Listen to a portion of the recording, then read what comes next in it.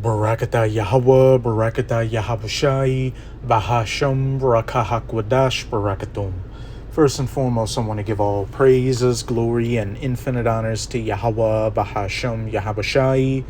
Double honors to the apostles and elders of Great Millstone who ruled and teach well. And peace and salutations to you sincere Akim out there, pushing this word in truth and sincerity to the four corners of the globe. May you brothers endure to the end.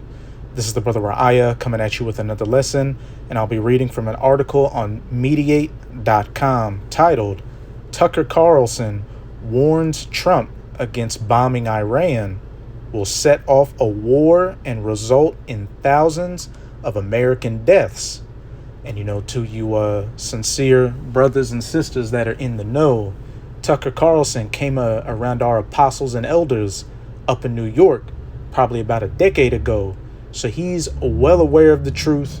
He's well aware of the Hebrew Israelites, and with the knowledge and understanding of the scriptures that our apostles and elders over at GMS gave him, hey, best believe he's been keeping an eye and ear on it.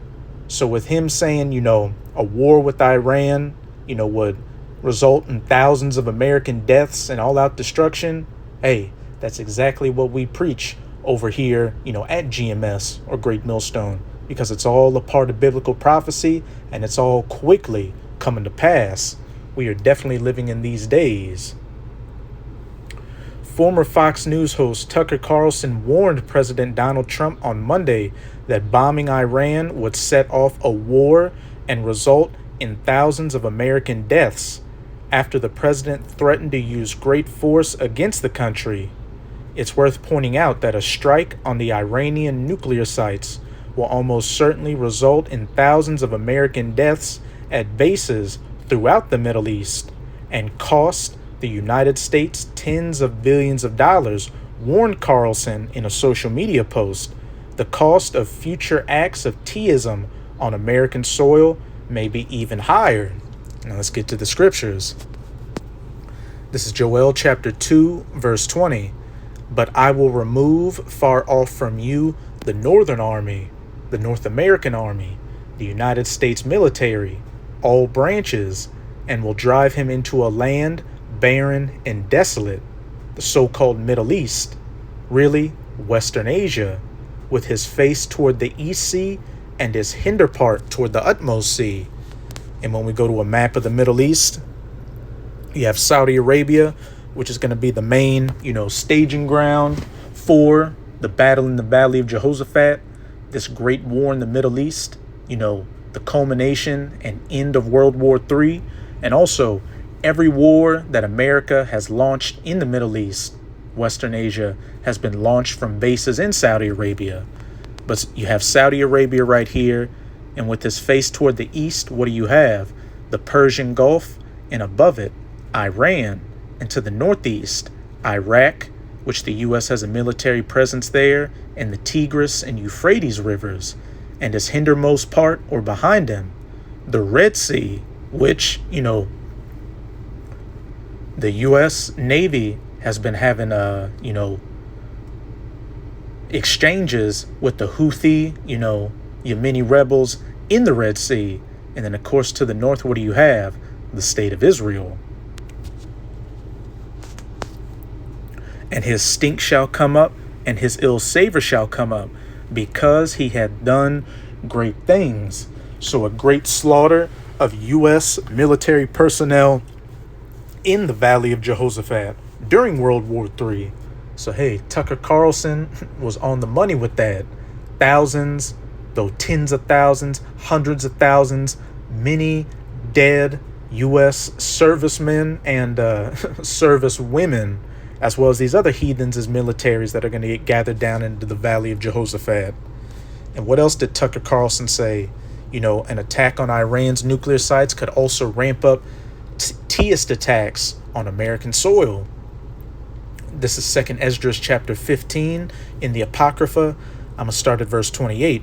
Behold, an horrible vision, and the appearance thereof from the east, the Middle East, where the nations of the dragons of Arabia, those so-called Arab or Ishmaelite nations over in that region, shall come out with many chariots, their military might, and the multitude of them shall be carried as the wind upon the earth, that all they which hear them may fear and tremble. Also the Carmanians, which, are Elamites, and I believe when you look up where the Carmanians dwelt at, it's around modern day Iran. So what? Speaking of the Iranians, also the Carmanians, Iranians, raging in wrath, shall go forth as the wild boars of the wood, and with great power shall they come and join battle with them. These Ishmaelite nations joining together with the Iranians, and shall waste a portion of the land of the Assyrians. And on the one hand, that can go into, the land of Israel, because when you look at a map of the Neo-Assyrian Empire, the land of Israel was encompassed into it. And then on another hand, it can be talking about America, which is spiritually known as Assyria in the scriptures, as well as Babylon the Great and Egypt. And there will be Teist attacks on U.S. soil. You had all those migrants during Biden's administration flooding into the country. And it wasn't just Diego, Maria, or Jorge. It was people from Iran, Turkey, China, Africa, etc., etc. And, there have been plenty of reports of so-called Teists being caught at the border and inside the country. So, they're just waiting to get that call, and then it's going to be all green lights go.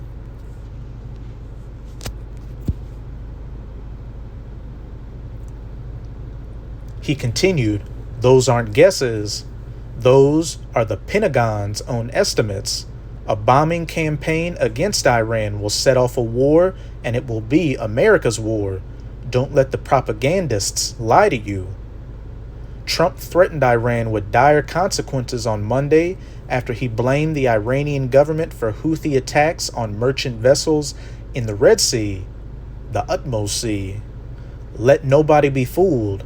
The hundreds of attacks being made by Houthi, the sinister mobsters and thugs based in Yemen who are hated by the Yemeni people, hated in quotes, all emanate from and are created by Iran.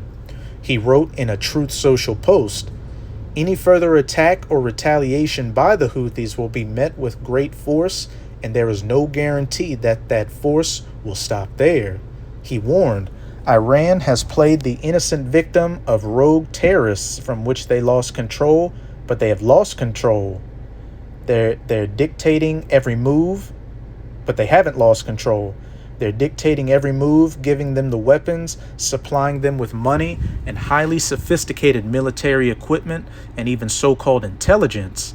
Every shot fired by the Houthis will be looked upon from this point forward as being a shot fired from the weapons and leadership of Iran, and Iran will be held responsible and suffer the consequences, and those consequences will be dire.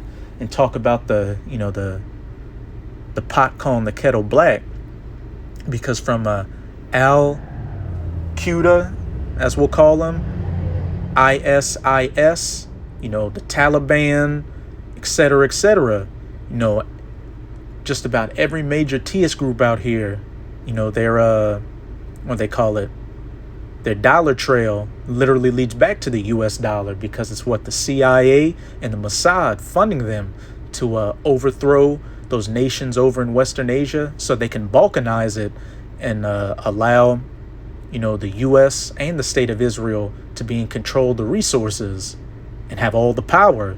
Look up something called the Oded-Yinon plan. Israel urged Trump last month to consider using a military option against Iran in an effort to stop the country's nuclear program. And hey, it's going to be Israel's meddling and provocations that's going to ultimately lead these major nations down into the Valley of Jehoshaphat for the battle in the Valley of Jehoshaphat. This is Jeremiah chapter 49, verse 20. Therefore, hear the counsel of Yahweh that he has taken against Edom, the biblical name for you so-called white people. and his purposes that he hath purposed against the inhabitants of Teman, a tribe of the Edomites. Surely the least of the flock shall draw them out, those Amalekite Edomites who are the 1948ers, the Jays. Surely he shall make their habitations desolate with them. And these Jays are going to do something to draw out the United States of America and NATO in on their side, and on the side of Iran, Russia, China, and her other allies, which is going to lead to that third woe. This is Revelation chapter 9, verse 12.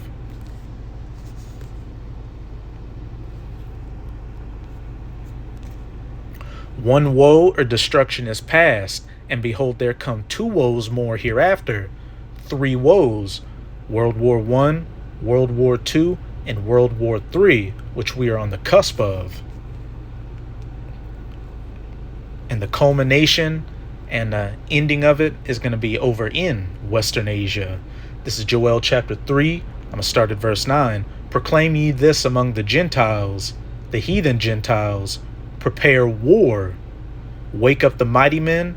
Let all the men of war draw near. Let them come up. And we can see that all these major nations are what? Building up their presence in the so-called Middle East. You've got the 1948ers there planning military strikes on Iran. You've got the U.S. threatening strikes on Iran, as well as, fighting the Houthis in the Red Sea. You've got Turkey in there, especially with the fall of Assad's government.